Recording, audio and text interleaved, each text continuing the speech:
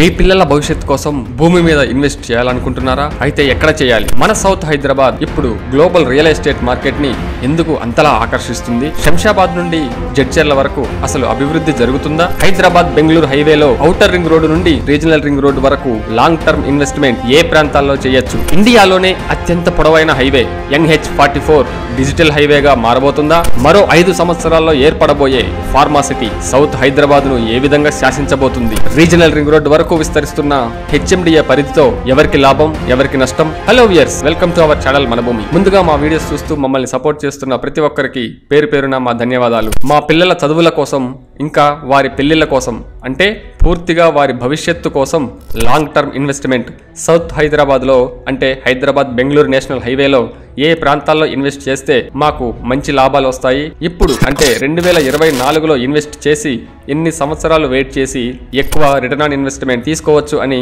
నాకు చాలా మంది కాల్స్ లో మరియు మెసేజెస్ లో అడుగుతా ఉన్నారు. వారందరితో పాటుగా సగటు ఇన్వెస్టర్ గా NH44 హైదరాబాద్ బెంగళూరు హైవేలో జరగబోయే డెవలప్మెంట్స్ ను ఏ విధంగా ఉన్నాయో ఈ వీడియోలో చూద్దాం. నేషనల్ హైవే 44, దీన్ని మనం బెంగళూరు హైవే అని కూడా పిలుస్తాము. భారత్మాల పరియోజన పథకం ద్వారా డిజిటల్ హైవేగా మారబోతున్న హైదరాబాద్ బెంగళూరు నేషనల్ హైవే గురించి మాట్లాడుకోవాలంటే మొదటగా చెప్పుకోవాల్సింది ORR, outer ring road. Outer ring road ఒకప్పుడు హైదరాబాద్ కు ఔటర్ రింగ్ రోడ్ తీసుకొస్తామని అప్పటి ఉమ్మడి ఆంధ్రప్రదేశ్ ప్రభుత్వం బల్ల గుద్ది చెప్పినప్పుడు అసలు మనకు ఔటర్ రింగ్ రోడ్ ఎందుకు, దాని వల్ల ఉపయోగం ఏంటి, అసలు ఇది ఇప్పట్లో అయ్యేలా కనిపించట్లేదు, అసలు ఔటర్ రింగ్ రోడ్ అనేది హైదరాబాద్ కు వచ్చినప్పుడు చూద్దాంలే అనుకున్న వాళ్ళందరికీ ఒక్కసారిగా గట్టి షాక్ ఇచ్చింది అప్పటి ఉమ్మడి Andhra Pradesh government. 2008లో outer ring road మొట్టమొదటగా మన సౌత్ హైదరాబాద్ రీజియన్ లో ఓపెన్ చేసి ఒక చరిత్ర సృష్టించి 2012 నాటికి 158 కిలోమీటర్ల ఔటర్ రింగ్ రోడ్డును అందుబాటులోకి తెచ్చి అందరి నోర్లు మూయించిన ఘనత ఈ ఔటర్ రింగ్ రోడ్డుది.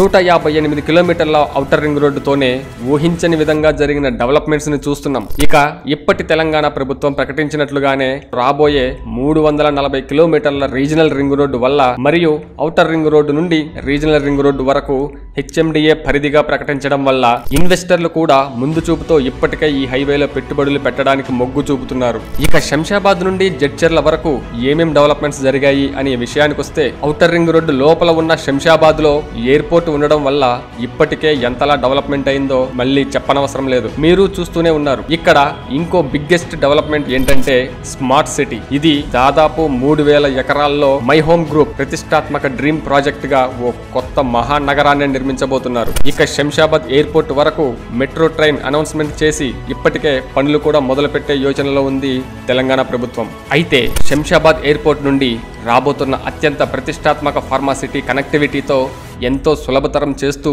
తుక్కుగూడ మహేశ్వరం మీదుగా కందుకూరు వరకు మెట్రో ట్రైన్ దాదాపు 6,600 కోట్ల రూపాయలతో 26 కిలోమీటర్లు కేవలం రాబోయే 5 సంవత్సరాల్లోనే పూర్తి చేసే నిర్ణయాన్ని తెలంగాణ ప్రభుత్వం తీసుకుంది. ఇక ఇప్పుడు ఉన్న ఈ హైవేని 6 లైన్ల రోడ్డుగా చేయనున్నారు. దానికి సంబంధించిన పనులు కూడా శరవేగంగా జరుగుతుండడం మీరు కూడా చూస్తూనే ఉన్నారు. Outer ring road exit number 16 నుండి తిమ్మాపూర్ వరకు మొత్తం 13 కిలోమీటర్ల రేడియస్ లో 1110 ఉండడం వల్ల ఇక్కడి కొన్ని గ్రామాల్లో పెద్దగా డెవలప్మెంట్ ని చూడలేము. అందువల్ల ఇన్వెస్టర్ల చూపు నెక్స్ట్ రెసిడెన్షియల్ అండ్ కమర్షియల్ ప్రాంతమైనటువంటి కొత్తూరు వైపు మళ్ళింది. ఈ కొత్తూరు వైపే ఎందుకు అంటే, కొత్తూరు నుండి షాద్ నగర్ వరకు ఉన్న కంపెనీస్ మరియు విపరీతమైన ఎంప్లాయ్మెంట్ ఇప్పటికే ఉండడం వల్ల షాద్ నగర్ వరకు కూడా ఫ్యూచర్ ఇన్వెస్ట్మెంట్ దృష్ట్యా ఇన్వెస్టర్లు ముందుకు రావడం జరుగుతుంది.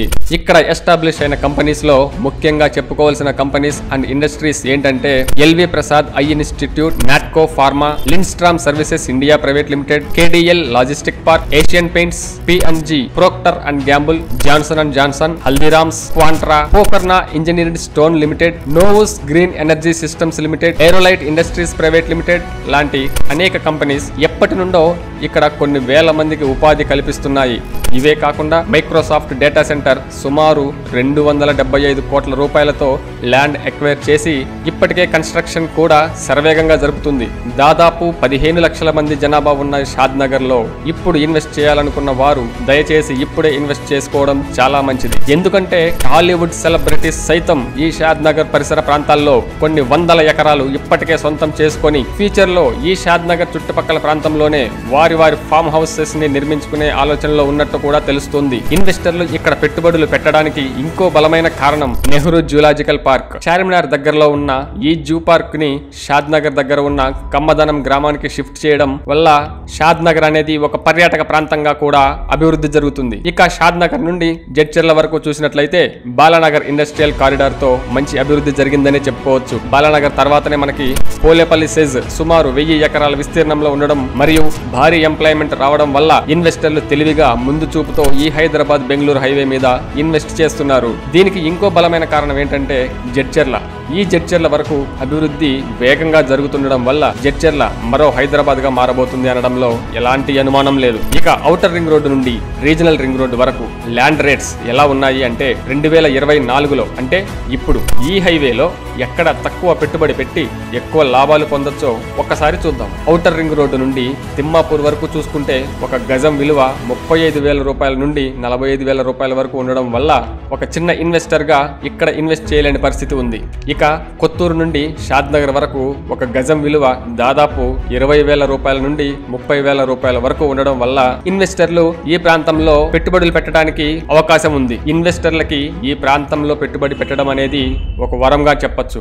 ఇక షాద్ నగర్ నుండి బాలానగర్ వరకు చూసుకుంటే ఒక గజం విలువ 12,000 రూపాయల నుండి 15,000 రూపాయల వరకు ఉండడం వల్ల ఒక సామాన్య ఇన్వెస్టర్ పిల్లల భవిష్యత్తు కోసం షాద్ నగర్, రాయకల్, కమ్మదనం, మేకగూడ లాంటి ప్రాంతాల్లో మంచి DTCP లేఅవుట్లో అన్ని అనుమతులను చెక్ చేసుకొని ఇప్పుడు ఇన్వెస్ట్ చేస్తే రాబోయే 5 నుండి 10 సంవత్సరాల్లో మీరు పెట్టిన పెట్టుబడికి ఊహించని ఫలితం లభిస్తుందని ఖచ్చితంగా చెప్పొచ్చు.